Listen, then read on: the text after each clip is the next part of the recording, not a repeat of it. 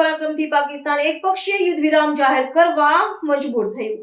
કેન્દ્રીય ગૃહમંત્રી અમિત શાહે ગુજરાતના ભુજ ખાતે સીમા સુરક્ષા દળના 61મા સ્થાપના દિન સમારોહને સંબોધતા જણાવ્યું હતું કે ભારતીય સુરક્ષા દળોની અપ્રતિમ બહાદુરી અને વીરતાને પરિણામે પાકિસ્તાનને એકપક્ષીય યુદ્ધ વિરામ જાહેર કરવાની ફરજ પડી હતી. તેમણે ઓપરેશન સિંદૂરનો વિશેષ ઉલ્લેખ કરતા ઉમેર્યું કે જ્યારે દુશ્મન સેનાએ સરહદો પર ઉશ્કેરણીજનક કાર્યવાહી કરવાનો પ્રયાસ કર્યો ત્યારે ભારતીય જવાનોએ સણસણતો જવાબ આપીને 118 જેટલી પાકિસ્તાની ચોકીઓ ધ્વસ્ત કરી દીધી હતી.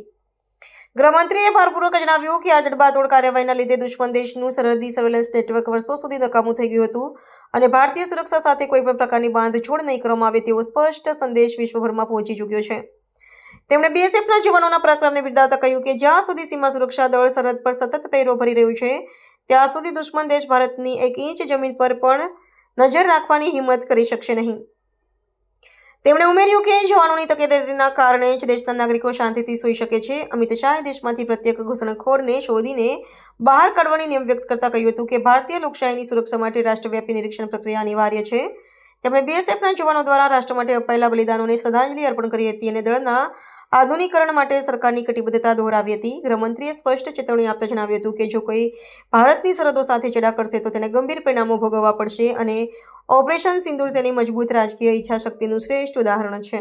गांव में हमारे यात्रिकों पर कायराना हमला पाक प्रेरित आतंकवादी समूहों ने किया.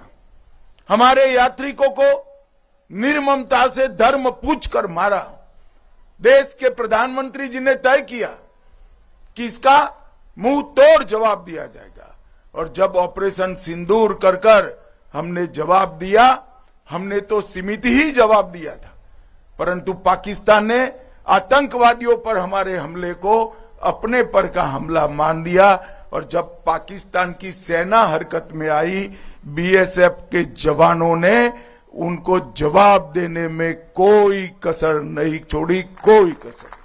कुछ ही दिनों में बीएसएफ और सेना के पराक्रम के कारण पाकिस्तान ने एक तरफा संधि की घोषणा की और इसके कारण समग्र विश्व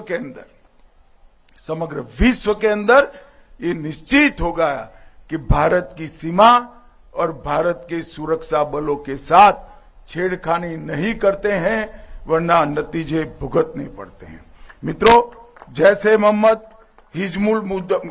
हिजबुल मुजाहिदीन और लश्कर तोयबा के 9 स्थानों पर स्थापित मुख्यालय, ट्रेनिंग कैंप और उनके लॉन्च पैड्स को समाप्त करने का काम हमारी सेना ने किया और इस ऑपरेशन का उद्देश्य आतंकवाद का खात्मा, हमारे नागरिकों की सुरक्षा और सीमावर्ती क्षेत्रों की सुरक्षा था.